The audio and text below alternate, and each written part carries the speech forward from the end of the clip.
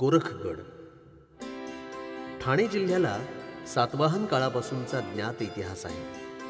ठाणे जिल्ह्यामध्ये सातवाहन काळाची आठवण करून देणारा एक गड आहे गोरक्षगड किंवा गोरखगड. मुरबाड तालुक्यातल्या देहरी गावात आलो की समोर दोन सुळके आकाशात झेपावताना दिसतात.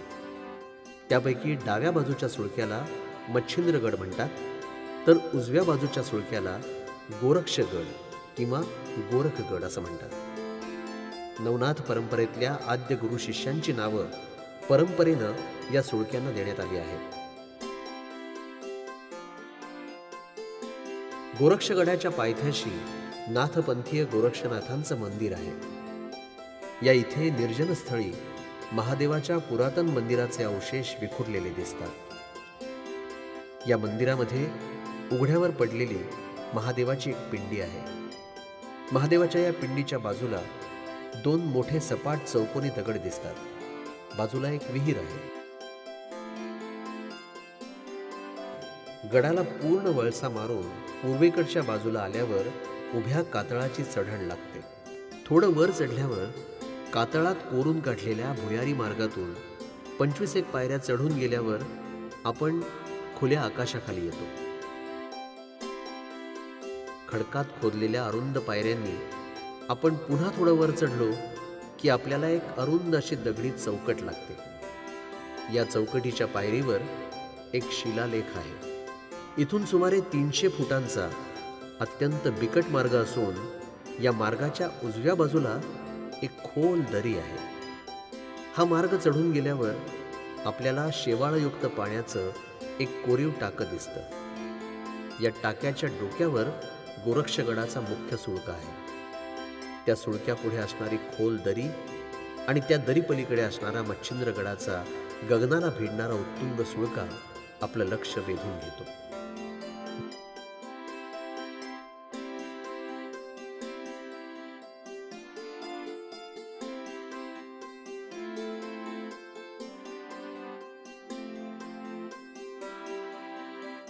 गोरक्षगडाच्या अंतिम टप्प्यात सुळक्याच्या दोन्ही बाजूला आपल्याला पायवाटा दिसतात. डाव्या बाजूच्या पायवाट्यानं गेलं की आपल्याला थोड्या अंतरावर एका कातळात खोदलेली गुहा दिसते. या गुहेच्या भिंतीवर सातकर्णी राजवटीतलं एक शिल्प खोदलेलं आहे. या शिल्पामध्ये आपल्याला घोड्यावर स्वार झालेले राजा राणी दिसतात. शिल्पामधल्या राजाच्या हातात तलवार आहे, तर राणीच्या हातात जांभी आहे.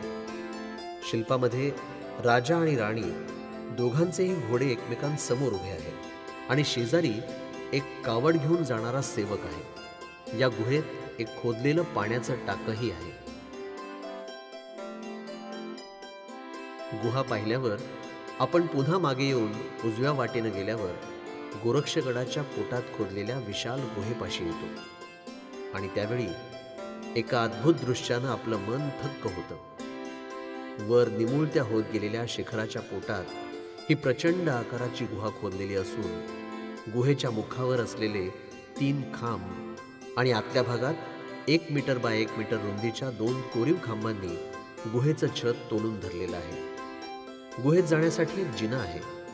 जिन्याच्या शेजारी एक गोड पाण्याचं कुंडही आहे.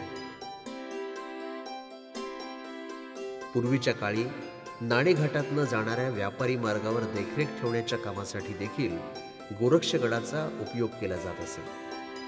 गुहेत विश्रांती घेऊन गडाच्या अंतिम टप्प्याकडे म्हणजे शिखर माथ्यावर जातेवेळी आपल्या पाठीवरचं सामान गुहेत ठेवून निघणं बरं, कारण गोरक्षगडाच्या शिखराची वाट चढायला अतिशय बिकट आहे. कड्याच्या पोटात खोदलेल्या अरुंद पायऱ्या झिजून गेलेल्या आहेत. काही ठिकाणी तर खोबण्या कोरलेल्या असून त्यामध्ये हातपाय गुंतवत वर चढावं लागतं. हा कडा चढत असताना कड्याला चिकटवलेली छाती आणि पाठीमागे आव असून उभी असलेली खोल दरी असा मनावर दडपण आणणारा थरार नाट्याचा अनुभव आपल्याला येतो. आणि असा थरार नाट्याचा अनुभव घेत आपण जेव्हा माथ्यावर येतो तेव्हा मात्र आपल्याला जग जिंकल्याचा आनंद होतो. जेमतेम 2 गुंठे क्षेत्रफळ असलेल्या या माथ्यावर गोल घुमटासारखी गोरक्षनाथांची प्राचीन समाधी आहे.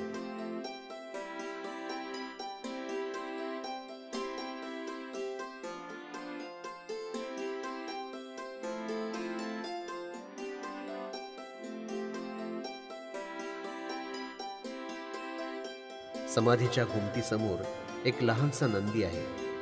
गोरक्षगडाच्या शिखराला चहूबाजूनं तुटलेले कडे असून कड्यांवरून खाली झुकलेली 2-3 औदुंबराची झाडं नवनाथांचं आणि दत्त दिगंबरांचं अस्तित्व दर्शवतात.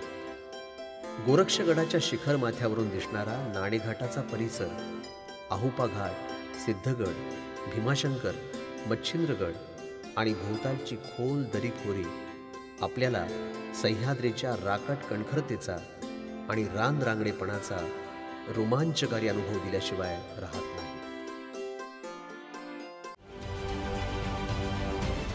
महाराष्ट्रातील सर्व बातम्यांचे विश्वासार्ह व्यासपीठ. सकाळच्या सर्व सोशल मीडिया प्लॅटफॉर्मला लाईक, फॉलो आणि सबस्क्राईब करा. तसंच सर्व नोटिफिकेशनसाठी बेल आयकॉन प्रेस करायला विसरू नका.